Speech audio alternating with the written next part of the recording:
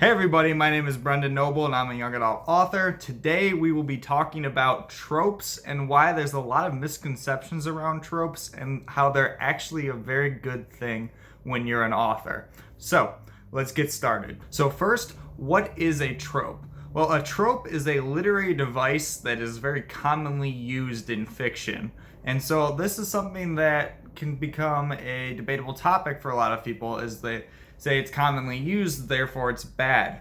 But actually, I would completely disagree with that. The reason we have genres in general is because certain tropes are essential to a genre. You can't have romance genre without romance tropes. You can't have fantasy without fantasy tropes. Now, a lot of these tropes are optional within the setting. Like specific things saying you don't need elves in fantasy, for example, is a common trope. But when they become overused, they become cliches. And this is what a lot of people get confused. Not all tropes are cliches, but all cliches are tropes. So make sure you understand the difference between those things. Just because something is a commonly used literary device does not make it bad. It just makes it a trope. And some of these tropes are very good. They convince us to read books. Some people will literally pick up a book because it has a trope in it. So it is a very powerful thing. So do not get that mixed up with a cliche, because a cliche is a negative use of a trope where it's overused.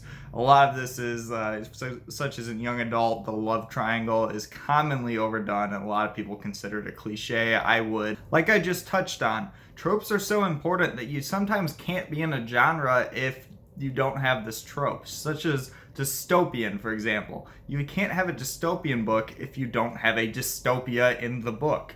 You can have a fantasy book that almost has some type of dystopian elements in it. You can have a sci-fi book that has dystopian elements in it. But to have a book that is dystopian, you need to have dystopian elements. To have a book that is sci-fi, you have to have sci-fi elements. You have to have some type of advanced technology or space opera or something in it that gives into this. You can't have a space opera without spaceships and intergalactic battles and things like that. These are tropes that people expect in a genre. And as much as an authors we want to be unique and create new ideas, diverting from these tropes while claiming to write in a genre is just going to make your readers mad, and it's going to cause you to not sell well and will cause you to get bad reviews. So we got to make sure that you follow at least some of the tropes. That being said, within a genre, there are a lot of different ways to do tropes. For example, with dystopian, there's a lot of different ways to show the different struggles inside the society. It doesn't necessarily need to be the tyrannical government. It can be, but it also doesn't need to be a full-on revolution to end it or things like that. There's a lot of different ways to spin tropes or take different looks at them to still fit within a genre. So if you can manage to subvert those tropes or work around them but still touching on them, it can be very powerful. And a good way to think of what tropes are actually good to include in your stories and what tropes are just more of cliches is look at your own reading. Read in your genre and see what you think is really good and what you like to read and what isn't. If you like to read it, odds are somebody else likes to read it, and that's a trope you can work with. If you don't like to read it or you're sick of it, it's probably become a cliche. And this is why, again, it's important to read in your genre and do your research ahead of writing so that you know what works. But you can also do research by reading in other genres and see what tropes work there and potentially work some of those into your genre. And that way you can take a new, unique play on things while still including a lot of the tropes within the genre that people enjoy. So being able to take that new look at things is the really big focus that can make your story unique. But make sure that you're still holding on to the things that people enjoy. And if you're looking for cliches to avoid, just do a quick search on the internet. Believe me, you'll run into a million of them. A lot of the times when people talk about tropes that they don't like, they're actually talking about cliches, because there are a lot of positive tropes.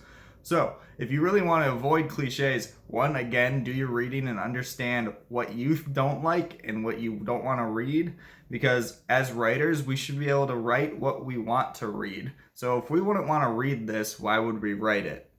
So that's something to take into consideration. And also, you do your research and see what other people are sick of. If a lot of people in the genre are sick of people writing about a specific topic or a specific trope, I would recommend not doing it, because the cliches really get into problems within your genre. They get repetitive, people get bored, and some people, the second they notice them, will put the book down, or if they see it on the back, they'll put the book down, and that's the last thing you want. You want your tropes to invite people to read your book because they like that thing, instead of driving them away because they've seen it a million times. So it's a difficult balance to find between your positive tropes and avoiding the negative ones.